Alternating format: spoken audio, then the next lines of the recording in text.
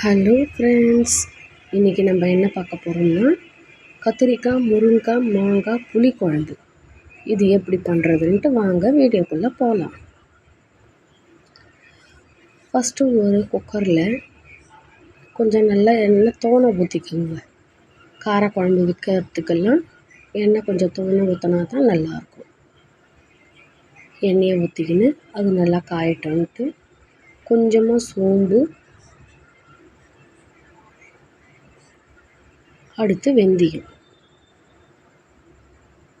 இது ரெண்டும் போட்டுக்கோங்க தாளிப்புக்கு.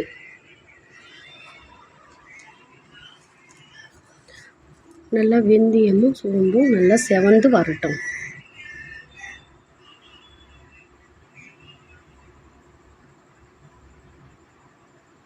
நல்லா செவந்து வந்துடுச்சு பாருங்கள். அதுக்கப்புறம் வெங்காயம், பச்சை மிளகாய், கருவேப்பிலை இதெல்லாம் போட்டு எண்ணெயில் நல்லா வதக்கிக்கலாம்.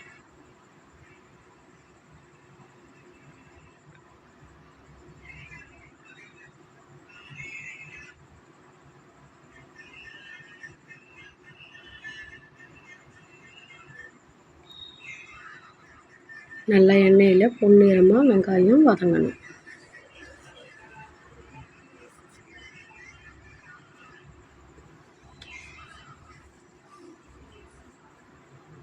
நல்லா எண்ணெயிலே நல்லா வதக்கி விடுங்க.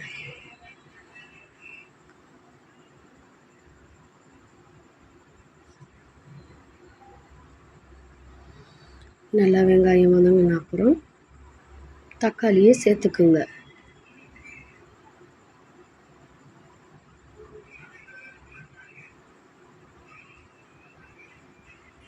தக்காளி நல்லா வதங்கினோன்னா ஒரு கைப்பிடி உப்பு சேர்த்து போட்டு நல்லா வதக்குங்க. அதில் உப்பு சேர்த்தோம்னா தக்காளி சீக்கிரமாக வதங்கும். கூடவே ஒரு ஸ்பூன் மஞ்சள்தூள் சேர்த்து போட்டு வதக்குங்க.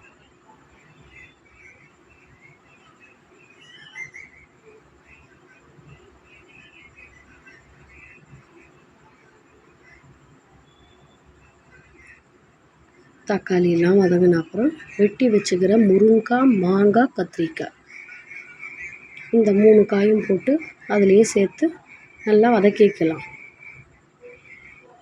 நல்லா அந்த வெங்காயம் தக்காளி கூடவே சேர்த்து நல்லா வதக்குங்க.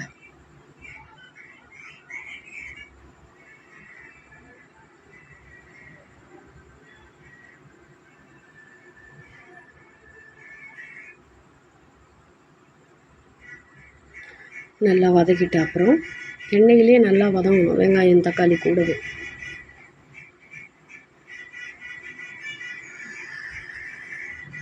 அடுத்து நமக்கு எவ்வளோ புளிப்பு தேவையோ, உங்களுக்கு கொஞ்சம் அதிகம் வேணும்னா கூட புளியை சேர்த்துக்கோங்க.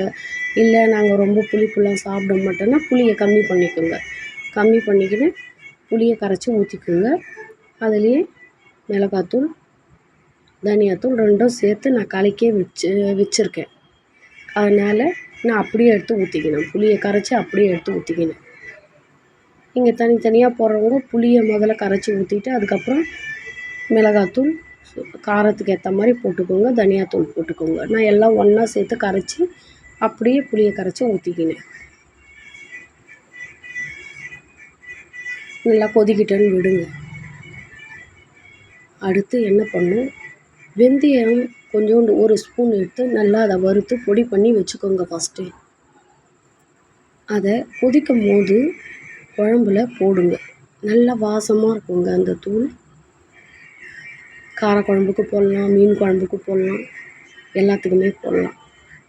பாருங்கள், சூப்பரான புளிக்குழம்பு ஈஸியாக செஞ்சிடலாங்க. இது எல்லோரும் இன்றைக்கி டுடே லன்ச் எங்கள் வீட்டில் புளிக்குழம்பு சாப்பாடு. வாங்க சாப்பிட்லாம் ஃப்ரெண்ட்ஸ்.